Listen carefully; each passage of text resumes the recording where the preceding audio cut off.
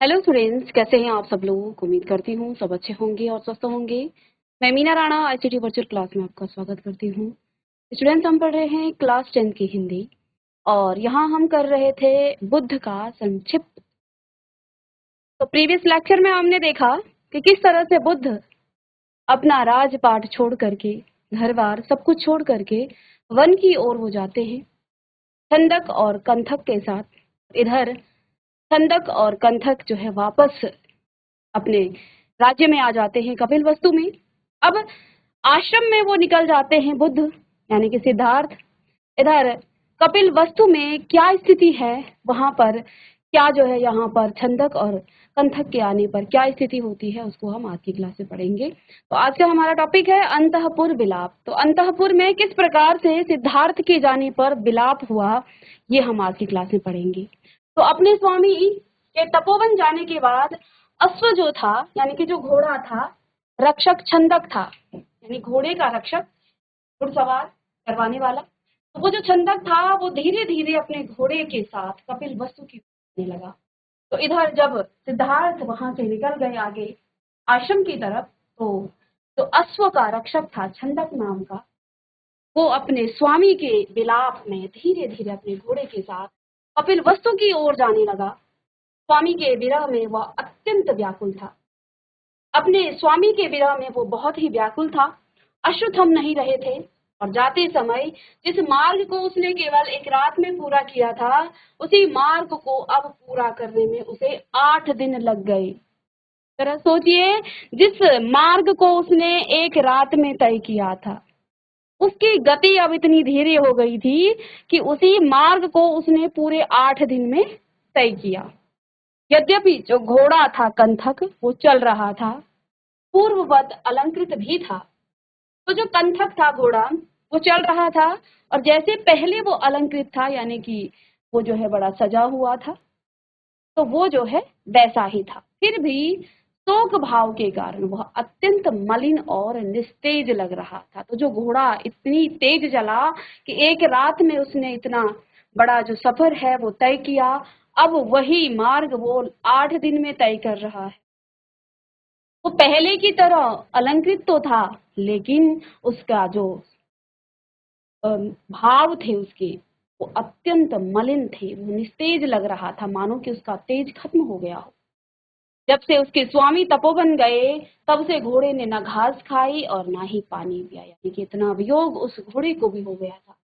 इस तरह धीरे धीरे दोनों ने कपिलवस्तु में प्रवेश किया। अब क्योंकि एक ही रात में सिद्धार्थ जब वन से आए और उन्होंने देखा कि आज ही मुझे वन जाना है, उन्होंने चुपके से छंदक और कंथक कंथक को साथ लेकर के वो कपिलवस्तु से निकल गए थे।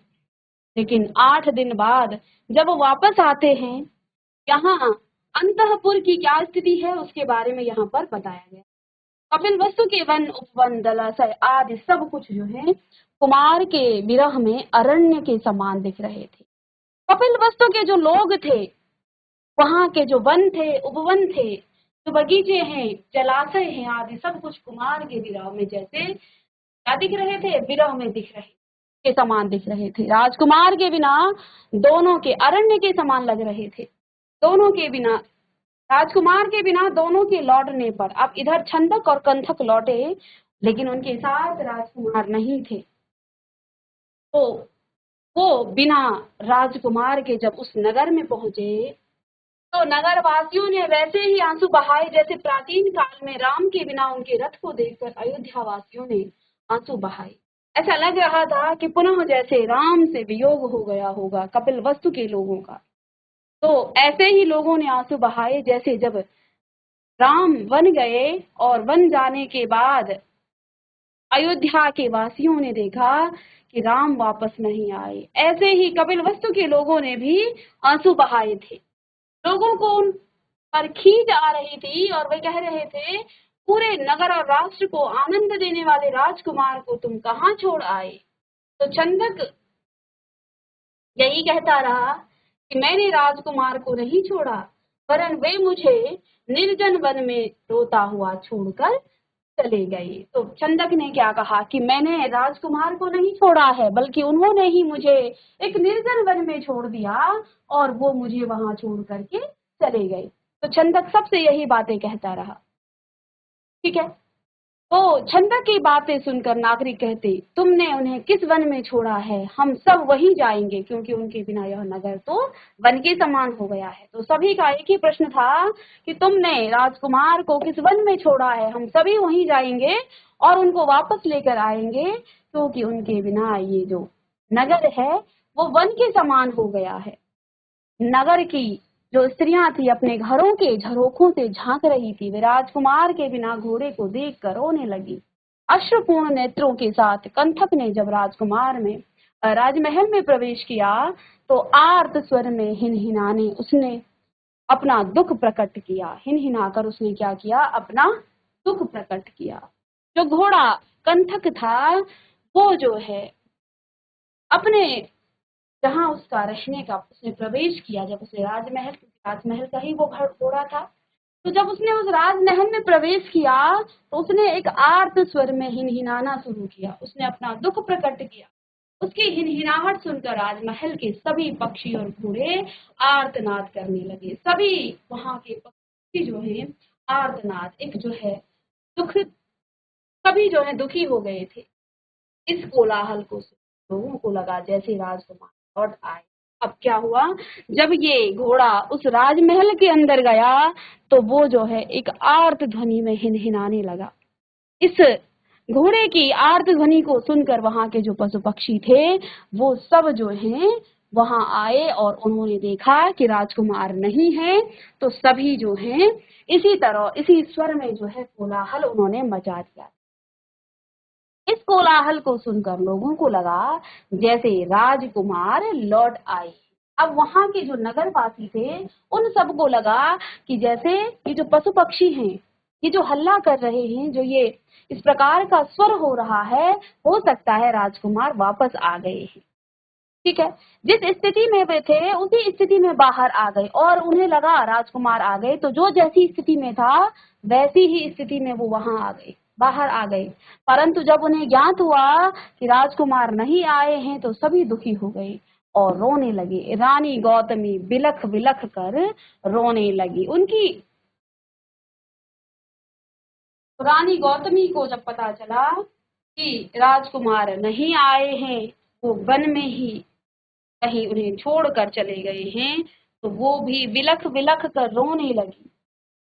अब आगे देखिए, अंतःपुर की अनेक स्त्रियां शोक के कारण चेतना शून्य हो गई, यानी बेहोश हो गई। उस अंतःपुर की कई स्त्रियां ये सुनकर कि राजकुमार नहीं आए तो वो जो है चेतना शून्य यानी कि बेहोश हो गई। यह सब कुछ देख और सुनकर यशोधरा शोक और क्रोध से भरकर छंदक से बोली। अब गौतमी आप जानते हैं उनकी माता का नाम माया था, लेकिन उनकी माता की मृत्यु हो गई थी। इसी कारण गौतमी जो कि उनकी मौसी जी थी, उन्होंने ही उनका लालन पालन किया, उनका पालन पोषण किया। इधर जो है जब यशोधरा ने सुना कि गौतम बुद्ध नहीं आए हैं, सिद्धार्थ नहीं आए हैं, तो उन्होंने फिर उससे प्रश्न किया। किससे? छंदक से प्रश्न किया और क्या बोली, रे छंदक, रात को मुझे विवश सोती छोड़कर तो मेरे मनोरथ को कहाँ छोड़ आए। क्या बोली वो कि हे छंदक, रात को मुझे बेबस छोड़कर, सोती छोड़कर तुम मेरे मनोरथ को कहाँ छोड़ आए। अरे निर्दयी, अब तुम क्यों रो रहे हो? तुम हमारे हितैषी हो और तुम्ही ने इस कुल का नाश कर दिया है। तो इधर जो है यशोधरा ने बड़ा क्रोध किया छंदक से कि ये सुन करके वो क्रोध से उस छंदक से क्या बोली, रे छंदक, रात को मुझे दिवस सोती छोड़कर तुम मेरे मनोरथ को कहाँ छोड़ आए। अरे निर्दयी, तुम क्यों रो रहे हो? क्योंकि छंदक जो है लगातार रो रहा था। तो क्या कहती है कि अरे निर्दयी, तुम क्यों रो रहे हो? तुम हमारे हितैषी हो और तुम्ही ने इस कुल का नाश कर दिया। अरे यह कंठक अब क्यों हिनहिना रहा है? रात के अंधेरे में जब यह कुमार को लेकर गया था तब क्या यह गूंगा हो रहा था?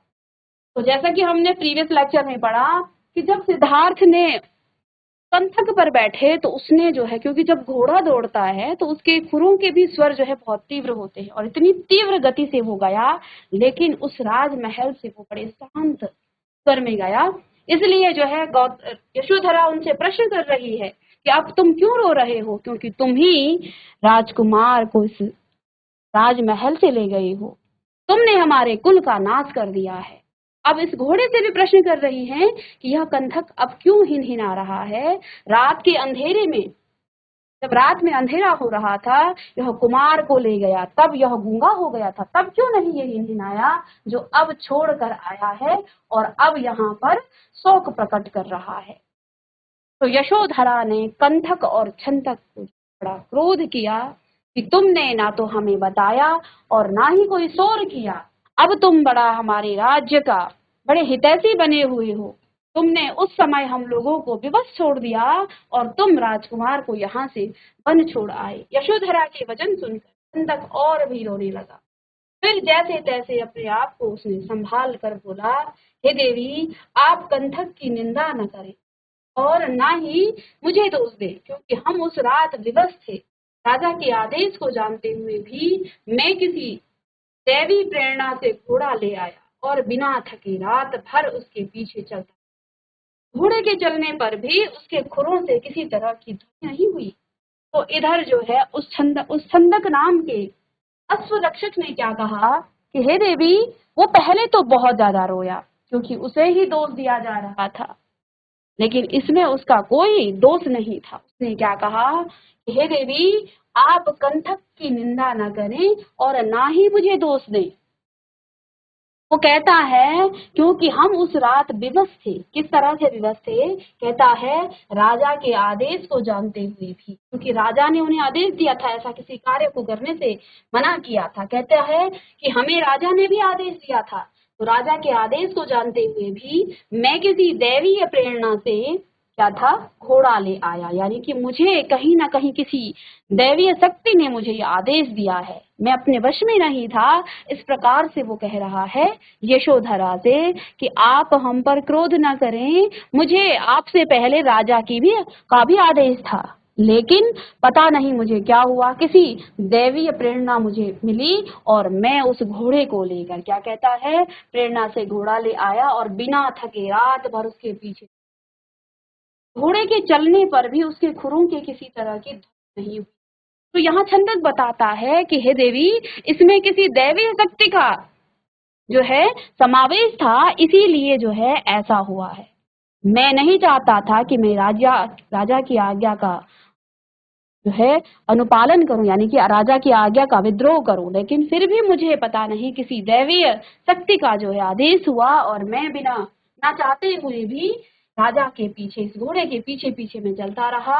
इस घोड़े के भी इसमें कोई जो है दोष नहीं है, क्योंकि घोड़ा जो है बहुत तेज गति से चल रहा था, लेकिन फिर भी इस घोड़े के खुरों की कोई ध्वनि नहीं सुनाई दी।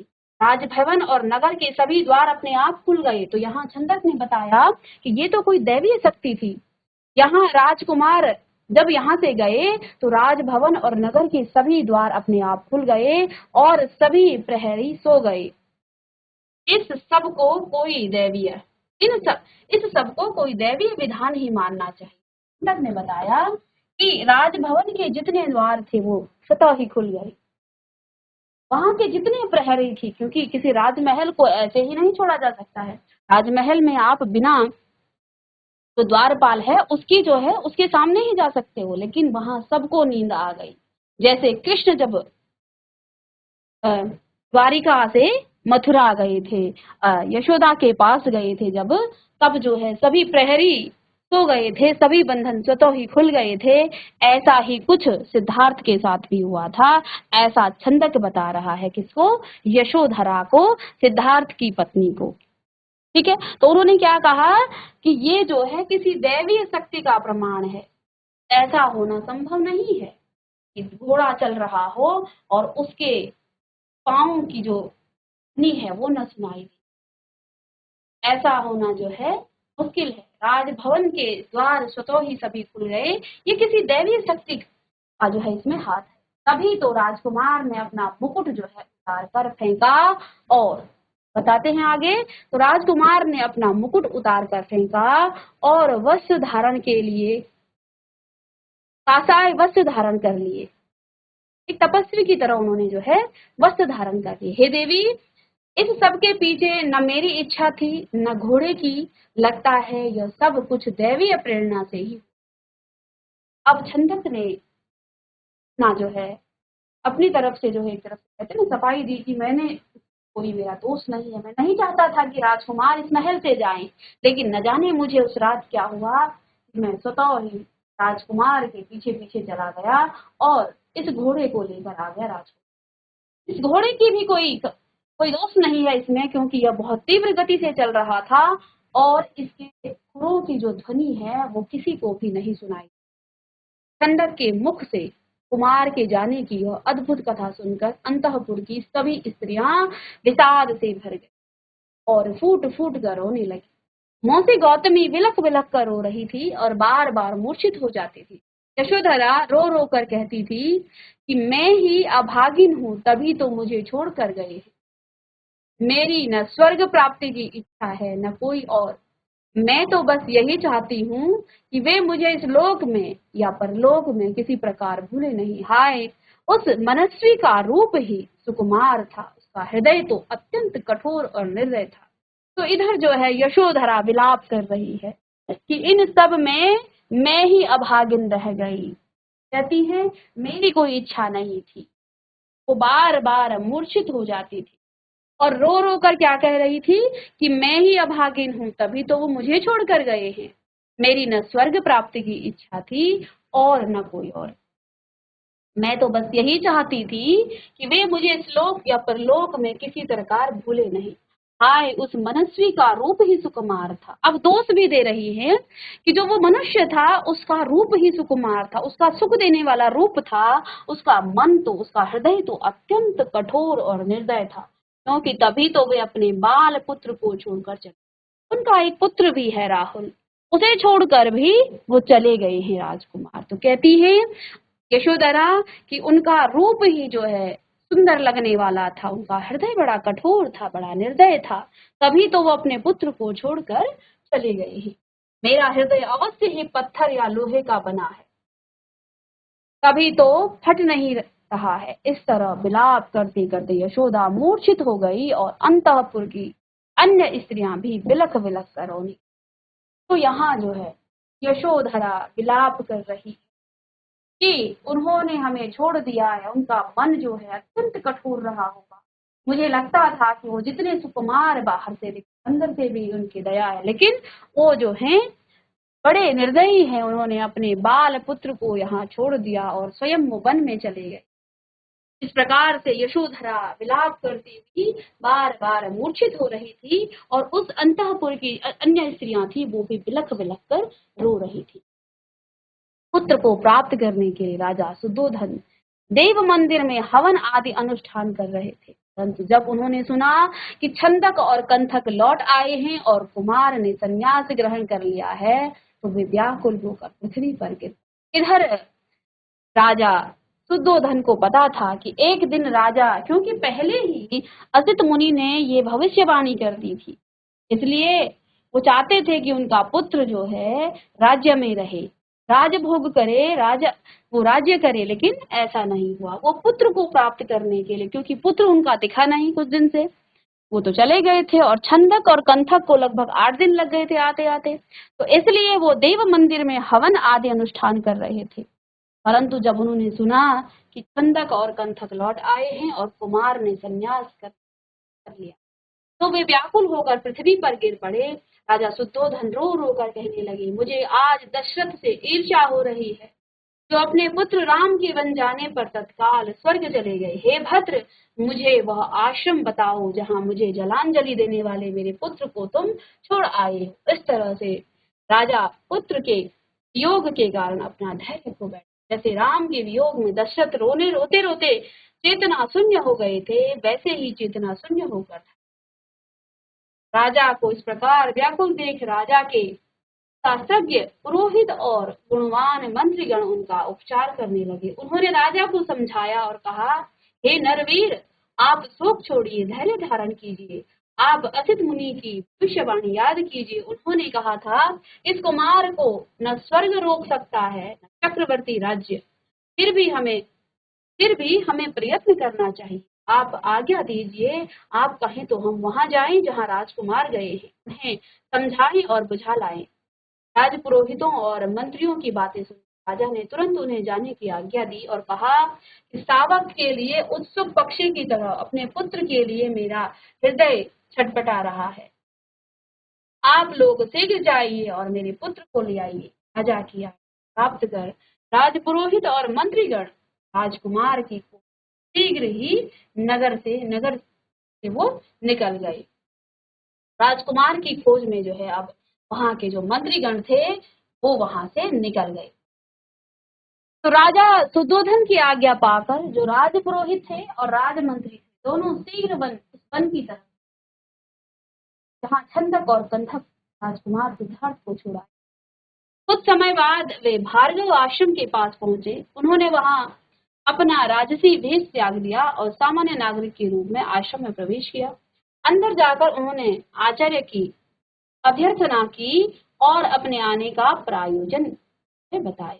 तो वहां पर उन्होंने जो है उनसे पूछा, भाई हम इसलिए आए हैं, जो राजकुमार है वो कहाँ है। राजपुरोहित और राजमंत्री की बातें सुनकर आचार्य भार्गव ने कहा, राजकुमार यहाँ आए थे, वे युवक अवश्य हैं परंतु अबोध नहीं है।